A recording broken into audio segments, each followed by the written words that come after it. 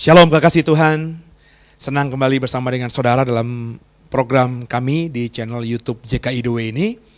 Saya masih sedang menyelesaikan seri tentang mutiara dalam doa Bapa kami. Saya sudah sampai pada seri yang ke-19 saudara. Ya, mungkin ini adalah seri terpanjang, salah satu terpanjang dari pengeksposan doa Bapa kami. Kenapa saya bisa bikin atau saya terbeban untuk membuat ini berseri sampai 20-an seri saudara? Karena saya seperti bilang di seri-seri awal, ini bukan sekedar doa biasa. Doa Bapa kami itu bukan doa rapalan, bukan doa hafalan, bukan doa juga untuk ngusir setan saudara. Sebenarnya doa Bapa kami itu inti pengajaran dari Kristus, inti pengajaran dari Yesus. Itu yang Yesus mau kerjakan, itu yang Yesus mau kita kerjakan sehari-hari. Karena berdoa itu kan nafas hidup orang percaya, saudara. Dengan berdoa kita pasti, dengan menjadi orang percaya, punya pemahamannya benar, pasti kita menjadi pendoa-pendoa yang berdoa setiap hari kan, saudara. Jadi di balik sekedar doa Bapa kami, Tuhan itu punya maksud tersembunyi ketika mengajarkan ini. Saya percaya. Karena berdoa itu menjadi ciri khas orang-orang Yahudi zaman itu. Dan tentunya sudah menjadi kebiasaan juga murid-muridnya yang dulunya beragama Yahudi. Maka Yesus punya pemahaman seperti yang dia lihat, dia rasakan. Bahwa murid-muridnya itu setiap hari berdoa. Orang Yahudi itu paling enggak bisa 3 kali sehari berdoa saudara. Ya. Dengan berdoa 3 kali sehari, terus dengan doa yang benar seperti yang Tuhan ajarkan. Itu kalau diulang-ulang, dimaknai dengan benar, itu pasti masuk ke otak kiri, otak kanan yang terdalam, menguasai isi hati sanubari orang-orang yang menjadi muridnya Yesus ini. Sehingga ketika keluar, ya, expose-nya, output-nya, itu menjadi orang Kristen yang benar. Dan saya memahami itu. Itu kenapa saya berusaha coba untuk mendalami setiap kata, setiap kalimat dari doa Bapa kami ini. Ya, saya bahkan berani mengajar kepada saudara, saya udah tekankan di gereja The Way, tempat saya menggembalakan bahwa jemaat memahami doa Bapa kami, jemaat akan jadi orang Kristen yang punya iman excellent, iman yang luar biasa. Maka jangan cuma dihafal, dimaknai sungguh. Nah dalam seri ke-19 ini, kekasih Tuhan, kita masih coba mengekspos ya, masih ada kata yang menarik. Penggalian yang menarik dari kata pencobaan dalam Matius 6 ayat 13. Coba terlebih dahulu kita membaca kembali ulang Matius 6 ayat 13. Silahkan dibaca. Matius 6 ayat yang ke-13. Dan janganlah membawa kami ke dalam pencobaan, tetapi lepaskanlah kami daripada yang jahat. Nah perhatikan baik-baik saudara. Kita di dalam seri 18 kemarin kita sudah coba mendalami tentang pencobaan itu.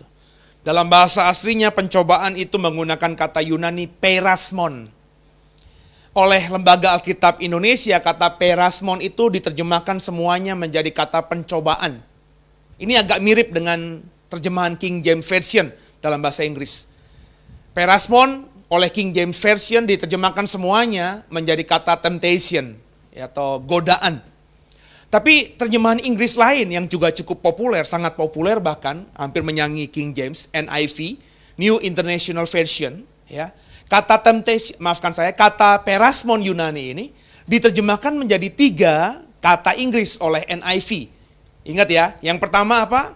Test. Tested, ujian. Nah saya sudah expose kemarin di minggu lalu, seri ke-18, nanti yang belum lihat bisa lihat lagi seri ke-18-nya. Bahwa kalau ujian ini, tes ini, perasmon dalam bentuk tes ini datangnya dari Tuhan. Seperti yang dialami oleh Abraham. Abraham sudah lulus tes. Dia diminta Tuhan mengorbankan Ishak anaknya, dia lulus tes dan dia akan diberkati lebih dahsyat lagi. Nah kalau ujian ini datangnya dari Tuhan maka jangan ditolak, justru harus diminta. Kalau anakmu di kelas 3 SD, ya seperti anak saya, terus dia nggak mau ujian, dia nggak pernah minta ujian, gurunya lupa ngasih ujian juga, anak saya nggak minta gurunya untuk diuji ulang, ya, maka anak saya selamanya akan terus kelas 3, nggak mungkin bisa naik kelas 4. Maka kalau perasmonnya bentuknya tes, Bapak Ibu harus minta, jangan ditolak. Jangan doa, Bapak lepaskan kami dari ujian itu. Bapak Ibu nggak bisa dong minta sama anak saudara, nah ini lagi ulangan bersama ya, lagi mau ujian akhir nasional ya, dia doa aja sama Tuhan, Tuhan lepaskan aku dari ujian akhir nasional ini. Lah kalau Tuhan lepaskan benar-benar, maka anakmu nggak akan naik kelas, nggak akan bisa lepas SD ke SMP dan lain sebagainya, saudara. Harus dihadapi, ya. Kalau berhasil naik kelas, diberi tanggung jawab lebih besar lagi oleh Tuhan. Nah, kalau perasmonnya bentuknya tes seperti NIV, ayatnya sudah saya jelaskan di minggu kemarin, itu jangan ditolak karena dari Tuhan. Nah, perasmon yang kedua itu bentuknya trial. Trial itu percobaan, ya. Yuk kita les trial dulu ya. Ya, percobaan dulu ya, gitu kan saudara ya. Nah, kalau percobaan ini atau trial ini menurut NIV, saya sudah jelaskan ayat-ayatnya di minggu lalu, bisa dilihat lagi seri ke-18. Ada yang dari setan, ada yang dari diri sendiri. Cobaan itu bisa datang dari si setan, si iblis. Tapi kebanyakan besar, sebagian besar dalam pengalaman saya melayani Tuhan, itu yang namanya trial atau cobaan itu, kebanyakan datangnya dari diri sendiri, dari hawa nafsu. Kita nggak bisa mengendalikan kedagingan kita ini. Kita nggak bisa mengendalikan keduniawian kita ini. Kita sudah punya mobil bagus, belum uzur, masih bisa layak pakai, masih nyaman, terus ikut atau lihat pameran mobil, tergoda beli mobil baru lagi, saudara. Ya, padahal mobil yang kita pakai masih bagus. Itu hawa nafsu yang nggak bisa dikendalikan. Ya, Bapak Ibu melihat lawan jenis yang lebih muda dari pasanganmu, lebih cantik, lebih ganteng, tergoda, itu hawa nafsu.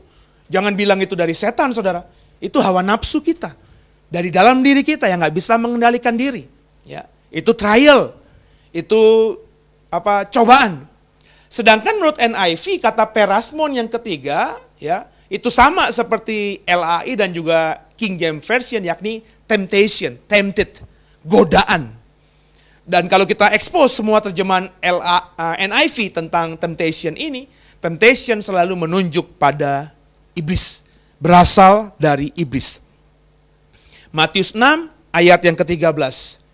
Kalau kita baca terjemahan NIV-nya, clear, temptation from the evil one, dari si jahat, saudara. Ya. Nah, itu yang kita sudah pelajari di minggu lalu.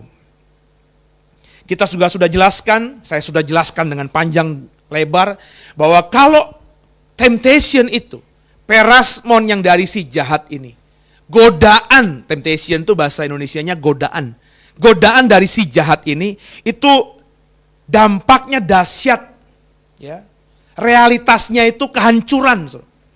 Sebab si iblis kalau menggoda kita tuh bukan cuma seperti perempuan-perempuan tunasusila di luar sana yang menggoda kita ketika kita misalnya datang ke kafe, datang ke diskotik, ke klub malam, om, tante, bukan sekedar itu. Jadi jangan kau bayangkan godaannya iblis itu seperti misalnya sales, marketing, produk-produk rumah tangga yang datang ke rumah saudara, menawarkan panci hebat, kompor hebat, ya alat rumah tangga yang hebat, bukan cuma menggoda begitu, saudara. Tapi iblis ketika menggoda kita, iblis ketika mentemptation kita, iblis ketika memperasmon kita, itu goalnya dia adalah kebinasaan kita, kebinasaan orang percaya. Membuat orang percaya sampai akhirnya hilang kepercayaannya kepada Tuhan. Membuat orang percaya akhirnya marah sama Tuhan, sakit hati sama Tuhan, dan akhirnya meninggalkan Tuhan. Kalau sudah sampai meninggalkan Tuhan, maka kebinasaan akan menjadi milik orang percaya. Dan ketika itu terjadi, iblis bersuka cita. Kenapa? Karena perasmonnya, karena temptationnya, karena godaannya berhasil. Nah, saudara, di minggu lalu sudah saya jelaskan juga, iblis ketika menggoda manusia bukan saja menggoda dengan penderitaan seperti Ayub, tapi juga bisa menggoda manusia seperti iblis menggoda Hawa. Kalau kau makan buah itu, kau nanti akan sama seperti Allah. Ada tawaran manis.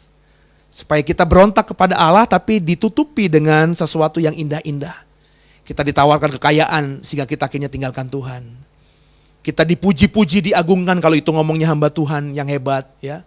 Khotbahnya luar biasa. Pak Pendeta hebat ya. Kita dipuji-puji dan kalau kita benar-benar berhasil digoda iblis, kita akhirnya menganggap pujian itu milik kita. Tidak bisa kita kembalikan lagi kepada Tuhan yang sudah memberikan kita karunia berkhotbah itu. Nah, kekasih Tuhan. Jadi ngeri, mengerikan kalau Bapak, Ibu dan saya masuk ke dalam perasmon, masuk ke dalam temptation yang dari iblis itu. Makanya Bapa di surga bilang, mengajar kita berdoa apa? Bapa, kalau boleh, jangan bawa kami ke dalam pencobaan. Jangan bawa kami ke dalam temptation, dalam perasmon dari si jahat itu. Nah, tentang perasmon ini, masih ada satu topik lagi yang menggelitik hati saya. Dan ketika saya gumuli, saya diajar, saya diarahkan untuk membagikan ini kepada saudara lewat program ini. Coba kita dalami ya, tentang perasmon ini. Coba kita buka dulu satu firman Tuhan di Perjanjian Baru tentunya. Sebab kata perasmon ini adalah kata Yunani. Ya. Kata Yunani ini digunakan oleh semua kitab Perjanjian Baru. 1 Korintus pasal 10 ayat yang ke-13. 1 Korintus 10 ayat yang ke-13. 1 Korintus 10 ayat yang ke-13. Pencobaan-pencobaan yang kamu alami ialah pencobaan-pencobaan biasa yang tidak melebihi kekuatan manusia. Sebab Allah setia dan karena itu Ia tidak akan membiarkan kamu dicobai melampaui kekuatanmu. Pada waktu kamu dicobai, Ia akan memberikan kepadamu jalan keluar sehingga kamu dapat menanggungnya. Perhatikan 1 Korintus 10 ayat 13 ini. Ya. Di dalam ayat 13 ini, saudara, kata perasmon yang digunakan oleh Paulus ketika nulis kepada jemaat di Korintus dan tercatat di Alkitab kita dalam 1 Korintus 10 ayat 13 itu bentuknya jamak. Coba dalam terjemahan LAI ya. Pencobaan yang kamu alami ialah pencobaan biasa. Ada kata pencobaan biasa. Jadi pencobaannya bukan satu, bukan singular, bukan tunggal, tapi jamak, saudara. Ya. Nah, pencobaan ini biasa. Kata Paulus, pencobaan yang kamu alami adalah pencobaan biasa. Tidak melebihi kekuatan manusia. Ya, sebab Allah setia, karena itu Ia tidak membiarkan kamu dicobai melampaui kekuatanmu. Allah tidak akan pernah mencobai kita sesuai atau melebihi kemampuan kita. Pada waktu kamu dicobai, Ia, Allah akan memberikan kepadamu jalan keluar sehingga kamu dapat menanggungnya. Dari 1 Korintus 10 ayat 13 ini, kata perasmon di situ jelas. Bentuknya pertama jamak, pencobaan. Dikatakan oleh Paulus pencobaan itu biasa, tidak akan melebihi kekuatan kita. Dan ketika kita menerima pencobaan itu, kita akan diberikan jalan keluar oleh Allah sehingga kita dapat menanggungnya. Tolong perhatikan lagi saya. Fenomena yang pertama yang saya mau bagikan kepada saudara. Pencobaan dalam 1 Korintus 10 ayat 13. Pencobaan itu biasa. Tidak melebihi kekuatan kita. Kita akan diberikan jalan keluar sehingga kita bisa menanggungnya. Pencobaan biasa, tidak melebihi kekuatan kita. Kita diberi kekuatan, jalan keluar, dan akan bisa menanggungnya. Nah, ini perasmon dalam 1 Korintus 10 ayat 13. Ini kita bandingkan sekarang ini dengan beberapa ayat yang akan kita buka. Coba dibuka. Markus 14 ayat 38. Markus 14 ayat 38. Jadi saya ingin kita belajar mendalami perasmon ini, pencobaan ini. Ya. Pertama kita sudah pelajari 1 Korintus 10 ayat 13. Perasmon di 1 Korintus 10 ayat 13 itu perasmon yang biasa. Tidak melebihi kekuatan kita. Kita akan diberikan jalan keluar sehingga kita bisa menanggungnya. Nah, 1 Korintus 10 ayat 13 ini kita akan bandingkan dengan ayat-ayat yang akan coba kita buka. Yang pertama, Markus 14 ayat 38. Silakan. Markus 14 ayat 38, berjaga-jagalah dan berdoalah supaya kamu jangan jatuh ke dalam pencobaan. Roh memang penurut, tetapi daging lemah. Berjaga-jagalah dan berdoalah supaya kamu jangan jatuh dalam pencobaan. Itu kata Tuhan Yesus, saudara, kepada murid-muridnya yang dicatat oleh Markus, penulis Injil Markus. Kita kata Tuhan Yesus berdoa, berjaga-jaga supaya jangan jatuh dalam pencobaan. Supaya jangan jatuh dalam pencobaan. Coba kita lihat ayat yang lainnya ya. Galatia pasal yang ke-6. Kita coba lebih dalam lagi ya.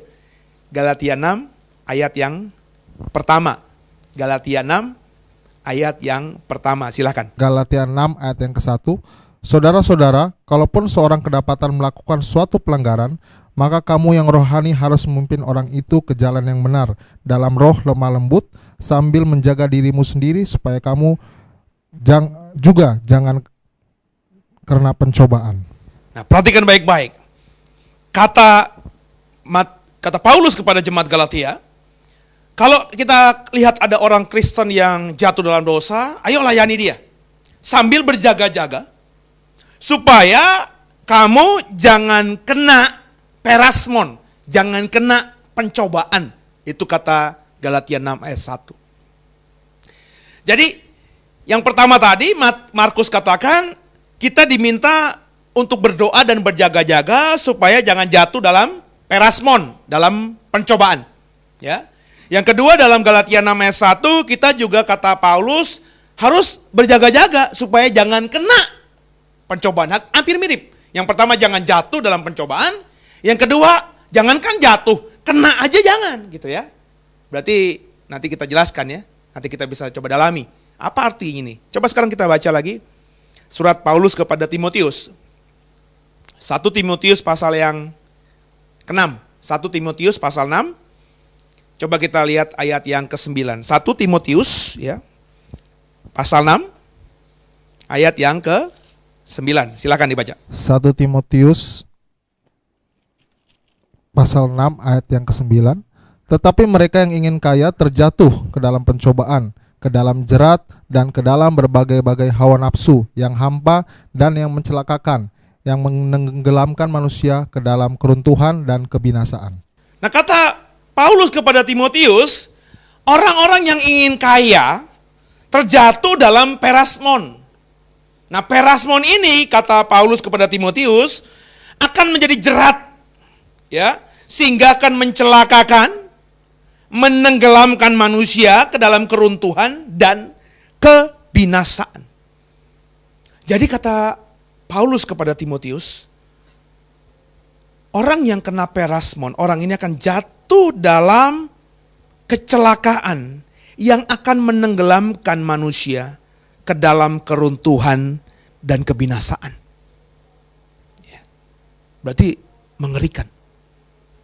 Perasmon dalam 1 Timotius 6 ayat 9 ini akan membuat manusia celaka. Akan menenggelamkan manusia ke dalam keruntuhan dan kebinasaan. Coba kita bandingkan satu ayat terakhir. Di 1 Tesalonika 3 ayat yang kelima. 1 Tesalonika 3 ayat yang kelima. Silakan dibaca. 1 Tesalonika pasal 3 ayat yang kelima. Itulah sebabnya maka aku karena tidak dapat tahan lagi telah mengirim dia supaya aku tahu tentang imanmu, karena aku khawatir kalau kamu telah dicobai oleh si penggoda dan kalau usaha kami menjadi sia-sia. Ini kata Paulus kepada jemaat Tesalonika, ya.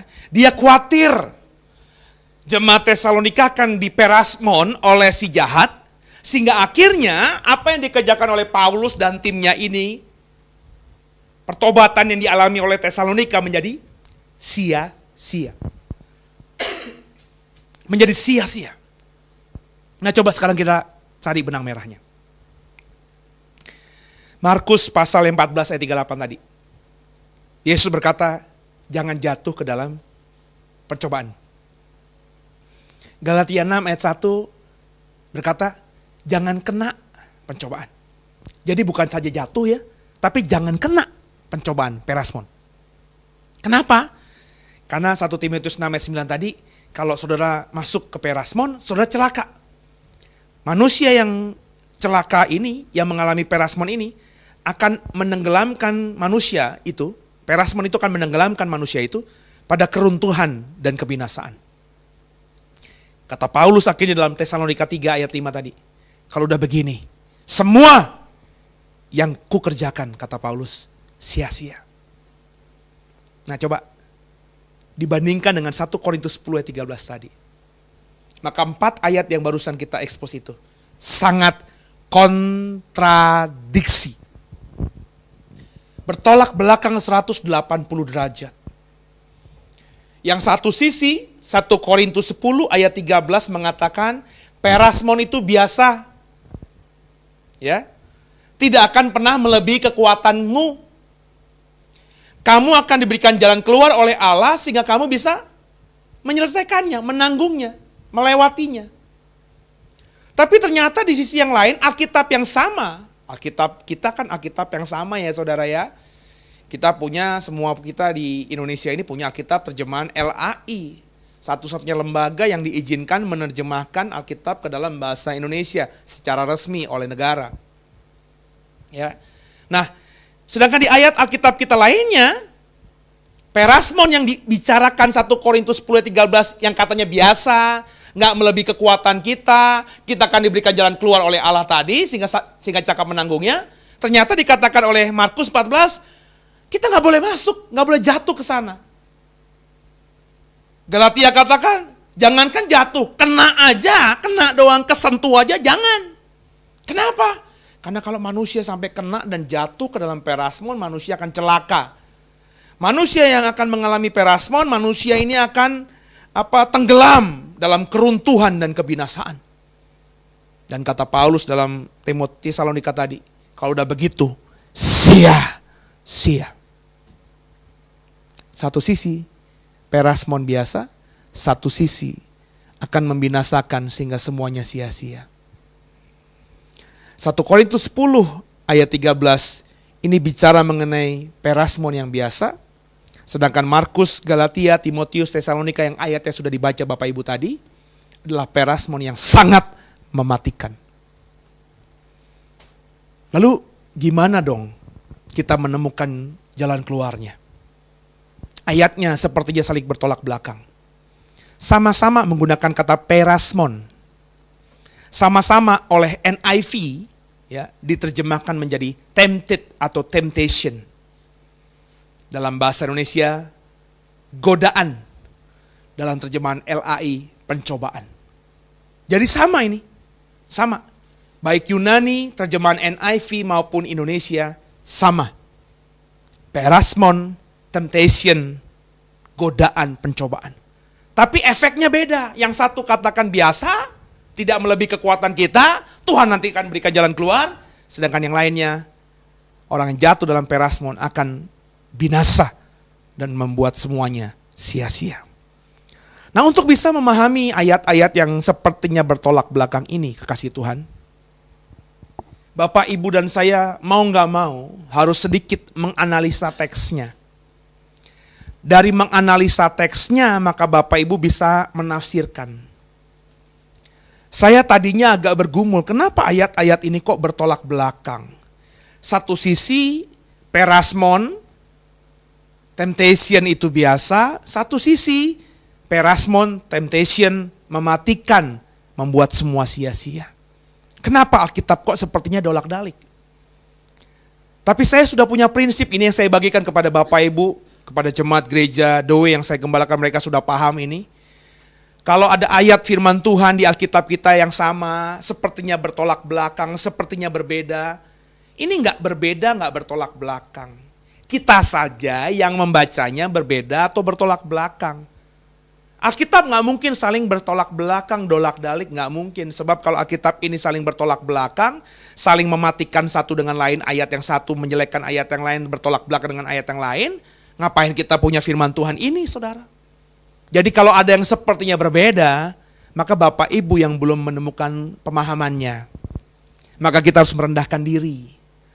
Nah, salah satu cara untuk bisa menemukan benang merah yang menghubungkan sehingga ayat-ayat yang tadinya bertolak belakang itu akhirnya ketemu, saling berhubungan, kita ketemu benang merahnya, kita harus menganalisa teksnya, saudara. Coba kita lihat kembali 1 Korintus 10 ayat 13 ya. Coba dibuka lagi, dibaca lagi. 1 Korintus 10 ayat 13. 1 Korintus 10 ayat yang ke-13. Silakan. 1 Korintus pasal 10 ayat yang ke-13. Pencobaan-pencobaan yang kamu alami ialah pencobaan-pencobaan biasa yang tidak melebihi kekuatan manusia. Sebab Allah setia dan karena itu Ia tidak akan membiarkan kamu dicobai melampaui kekuatanmu. Pada waktu kamu dicobai, Ia akan memberikan kepadamu jalan keluar sehingga kamu dapat menanggungnya. Nah, sudah saya singgung tadi sebenarnya. Dalam 1 Korintus 10 ayat 13, perasmon yang digunakan dalam terjemahan, dalam tulisan asli berbahasa Yunaninya, bentuk katanya adalah jamak. Oleh terjemahan LAI dikatakan pencobaan, jamak lebih dari satu. Ini menarik saudara. Jadi 1 Korintus 10 ayat 13, pencobaan yang biasa, pencobaan yang tidak akan melebihi kekuatan kita, pencobaan yang akan diberikan jalan keluar oleh Allah ketika kita melewatinya, itu adalah pencobaan dalam bentuk jamak. Pencobaan. Oke, perhatikan lagi ya. 1 Korintus 10 ayat 13, pencobaan yang biasa, kita akan diberikan kekuatan oleh Allah sehingga bisa melewatinya, diberikan jalan keluar, dan pencobaan itu tidak akan pernah melebihi kekuatan kita. Itu pencobaan yang dalam bentuk jamak. Lebih dari satu. Ya, pencobaan. Nah, sedangkan kata perasmon, kata temptation dalam ayat-ayat yang saya kontradiksikan dengan 1 Korintus 10 ayat 13, ya nggak usah dibaca, saya ulangi lagi aja, yang seperti di dalam Markus 14 ayat 38, Galatia 6 ayat 1, 1 Timotius 6 ayat 9, dan 1 Tesalonika 3 ayat 5 tadi, itu kata perasmonnya, kata temptationnya, temptednya, bentuknya tunggal, bukan jamak. Nah, kalau bentuknya tunggal, temptation, perasmonnya bentuknya tunggal, itu kata Tuhan Yesus, jangan sampai kita masuk ke dalamnya. Kata Paulus, jangan kena perasmon yang bentuknya tunggal ini. Kalau sampai kena, apalagi jatuh, maka pasti celaka. Perasmon yang bentuknya tunggal ini akan membuat kita masuk dalam keruntuhan dan kebinasaan. Perasmon yang bentuknya tunggal itu akan membuat semua yang sudah kita kerjakan selama di dunia ini sia-sia. Nah, dari sini sederhana. Sudah mulai saudara bisa mengerti arah yang saya mau bagikan kepada saudara tentu. Benar tidak? Di sesi ini, di seri ke-19 ini, saya ingin membagikan lagi pemahaman yang saya dapatkan. Perasmon, temptation itu dari si jahat. Si jahat itu sudah saya jelaskan di seri ke-18. Itu ketika mentemptation kita, mentempted kita, memperasmon kita, menggoda kita, itu goalnya sampai kita binasa. Maka prosesnya, dia lihat kelemahan kita apa. Dia paling tahu kelemahan kita apa. Dia serang kelemahan kita. Ekspresinya bisa penderitaan seperti yang Ayub rasakan. Habis segala-galanya. Ekspresinya juga dia bisa menyerang khusus kelemahan kita. Seperti Hawa yang diserang secara khusus, digoda secara khusus oleh iblis. Karena iblis tahu Hawa pengen seperti Allah.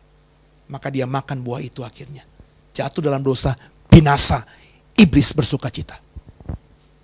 Nah, kekasih Tuhan. Dari apa yang kita bagikan di seri ke-18 sampai juga seri ke-19 tadi, kita sekarang akhirnya bisa menemukan bentuk perbedaan perasmon, bentuk perbedaan dari temptation. Ternyata ketika kita teliti analisa teksnya, temptation atau perasmon itu ada yang bentuknya tunggal, ada yang bentuknya jamak. Kalau bentuknya jamak seperti 1 Korintus 10 ayat 13, itu perasmon, temptation yang biasa.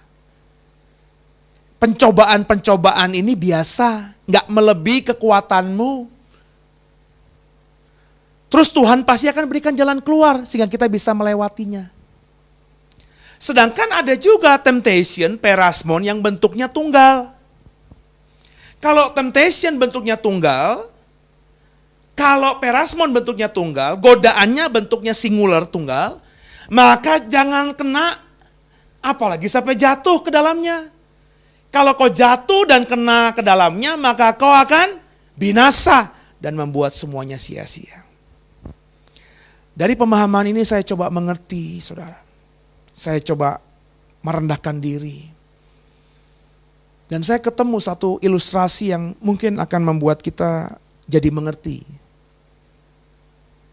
Ingat ya, perasmon ini, temptation itu selalu dari si jahat. Kalau kita konsisten sesuai terjemahan NIV dan apa yang saya jelaskan dari seri 18 kemarin, itu temptation selalu dari si jahat. Godaan itu selalu dari luar, bukan dari dalam. Ya. Jadi yang menggoda kita itu iblis, selalu iblis, melulu iblis. Si jahat tunggal bentuknya. Iblis, Satan, Lucifer yang tunggal itu dahsyat luar biasa.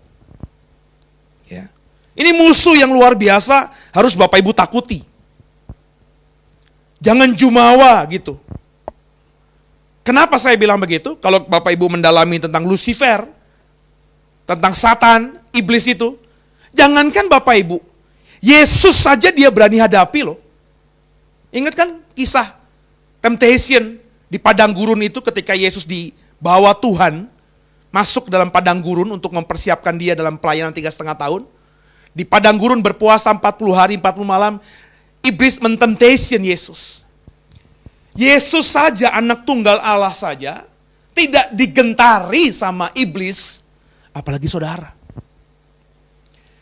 Coba bayangin, ketika Satan mencobai Yesus, apakah iblis sudah punya pikiran ini cuma iseng-iseng aja?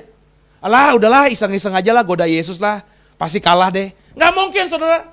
Iblis tidak mungkin bodoh mengerjakan sesuatu yang dia tahu dia pasti kalah. Dia tahu ada kemungkinan dia bisa menang dalam pencobaan di padang gurun melawan Yesus itu. Makanya dia berani mentemptation Yesus, anak tunggal Allah yang luar biasa ini. Bahkan kalau kita mundur lebih jauh lagi sebelum peristiwa Yesus berinkarnasi menjadi manusia. Di surga, iblis berani loh saudara, memberontak terhadap Allah. Bayangkan, Allah yang adalah pencipta langit dan bumi, Alfa dan Omega, pencipta segalanya, termasuk yang menciptakan iblis, termasuk yang menciptakan Satan, termasuk yang menciptakan Lucifer ini. Si Lucifer berani loh memberontak sama yang menciptakannya. Luar biasa gak saudara? Ini musuhmu ini harus kau gentari. Oh, kalau saya lihat orang Kristen tuh, kalau ngomongin iblis, Satan, Lucifer, ya seolah-olah itu musuh yang mudah dikalahkan. Ini saya berani berkata, orang Kristen seperti ini pasti belum mendalami siapa itu Satan, siapa itu iblis, siapa itu Lucifer. Yesus saja berani dia lawan. Bapa saja yang menciptakannya berani dia lawan. Itu kenapa Tuhan Yesusmu ketika di Getsemani, dia doa loh, kalau boleh lewati aku lalu dari cawan ini. Sebab dia tahu Bapak Ibu, sepanjang Getsemani menuju Kalvari, iblis akan menyerang dia habis. Dia doa sambil keringatnya seperti butiran-butiran darah. Kalau boleh cawani lalu Bapak. Kenapa? Dia sudah punya pengalaman sebelumnya di padang gurun. Jangan kau berpikir, jangan kau berimajinasi di padang gurun tuh pencobaan 3 kali yang diberikan iblis kepada Yesus tuh seperti dialog tanpa ada permainan emosional dan peperangan tingkat tinggi. Wah, itu peperangan tingkat tinggi saudara. Ada nggak yang menang lewat dalam padang gurun itu? Yesus menang gak?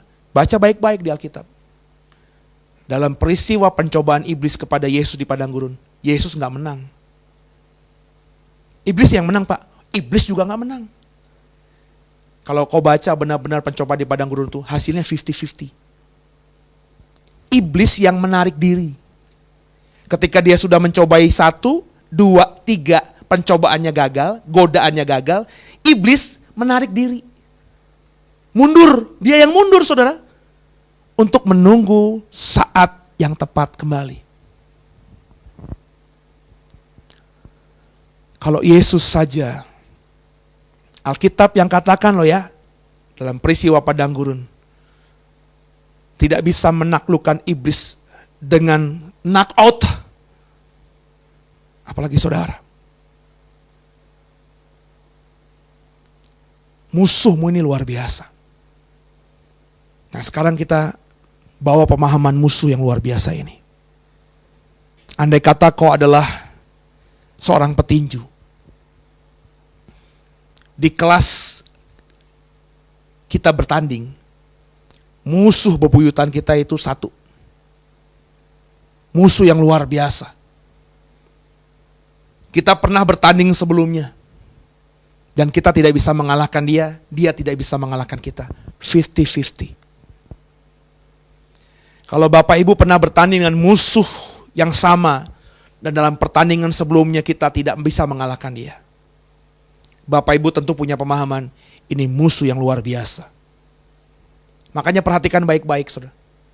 Dalam pertandingan tinju, kalau itu benar-benar fair ya, terus hasilnya 50-50, seri imbang, maka biasanya juara bertahan yang tidak bisa mengalahkan musuh, tapi karena 50-50 gelarnya masih dengan dia, itu selalu ya mencari lawan tanding lain, mencari lawan lain selain lawan ini.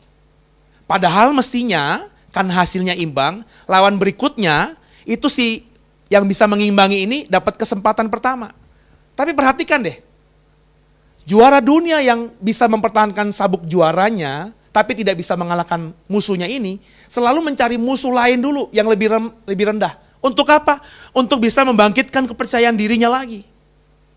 Ketika kepercayaan dirinya sudah bangkit lagi, maka dia akan mengadakan pertandingan ulang dengan musuh yang tidak dia bisa kalahkan sebelumnya ini. Sekarang bayangkan dirimu sedang bertinju dengan iblis. Kau tahu dia punya senjata mematikan. Kau tahu dia bisa membunuhmu dan bisa mengalahkanmu. Dia musuh yang luar biasa. Dan dalam bertinju saudara, kalau saya nggak tahu ya saudara menyukai tinju apa tidak, tapi saya juga tidak terlalu menyukai tinju, tapi saya tahulah saudara, kalau orang bertinju itu ada pukulan yang biasa, perasmon yang biasa, ada pukulan yang mematikan, perasmon yang mematikan. Ya, biasa kalau kita bertinju ya, kita lihat dua petinju itu saling mengeluarkan pukulan-pukulan, pukulan biasa. Yang paling sering kita lihat. Pukulan biasa itu yang paling saya ingat, tentu ada istilah-istilah lain ya. Tapi jab. Perhatikan semua petinju ketika berhadapan pertama kali di ring tinju itu, selalu melakukan pukulan-pukulan yang biasa. Jab, jab, jab, jab. Itu berulang-ulang, terus diulang-ulang. Pukulan jab seperti ini saudara, ya, yang ditinjukan berulang-ulang, tidak mematikan. Pukulan jab ini pukulan biasa. Tidak akan pernah bisa kau dikalahkan oleh pukulan jab yang biasa itu.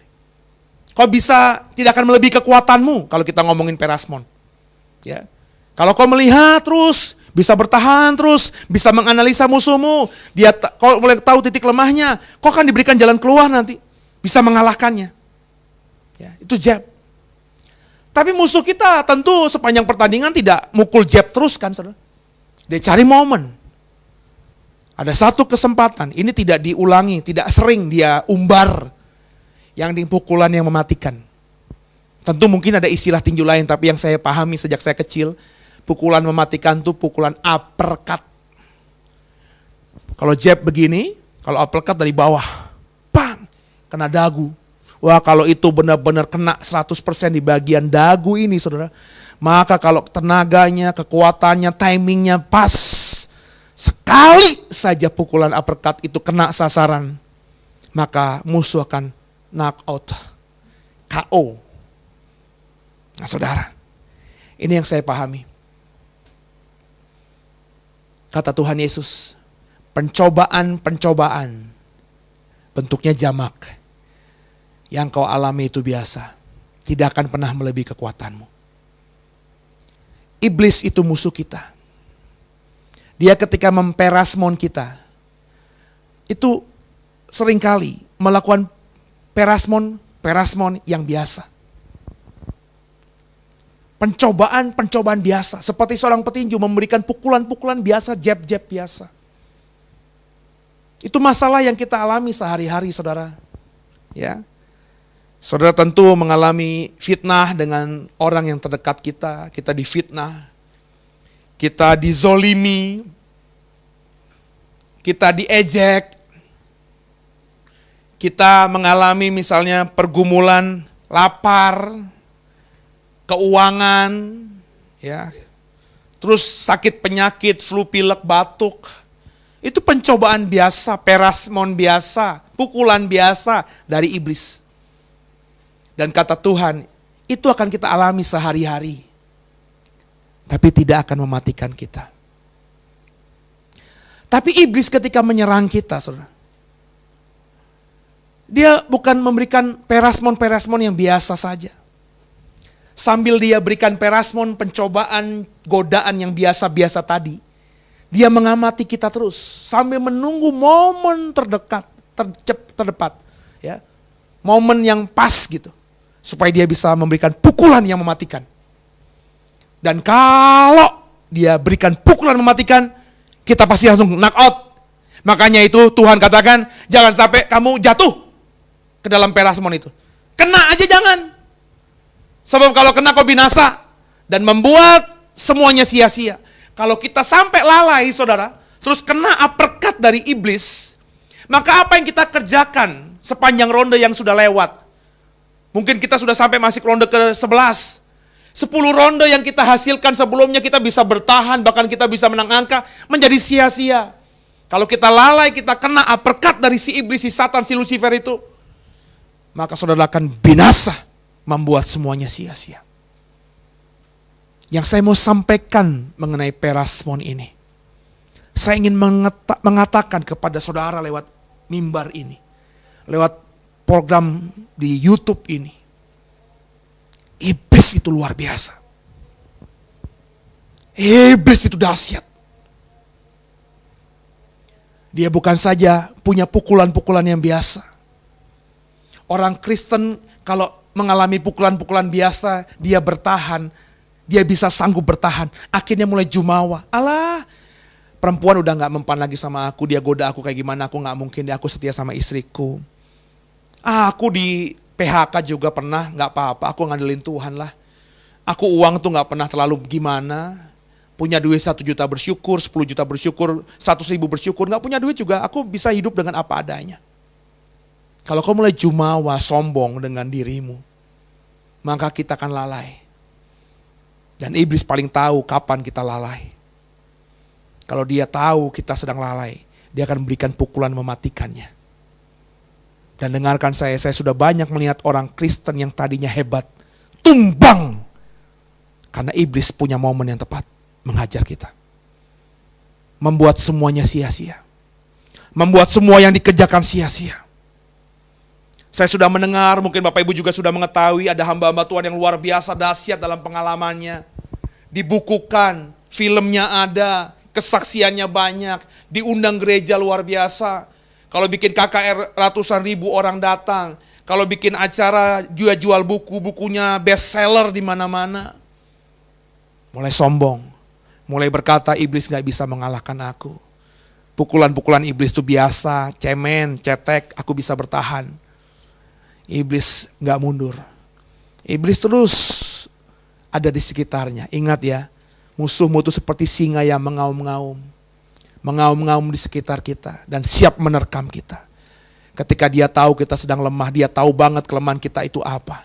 Dia sikat kita. Berapa banyak hamba Tuhan yang hebat-hebat. Sekali disikat iblis, semuanya jadi sia-sia. Saya gak perlu nyebut nama karena etika. Tapi ada banyak hamba Tuhan hebat luar biasa gara-gara kelemahan homoseksualnya, lesbianismenya, diserang iblis. Habis.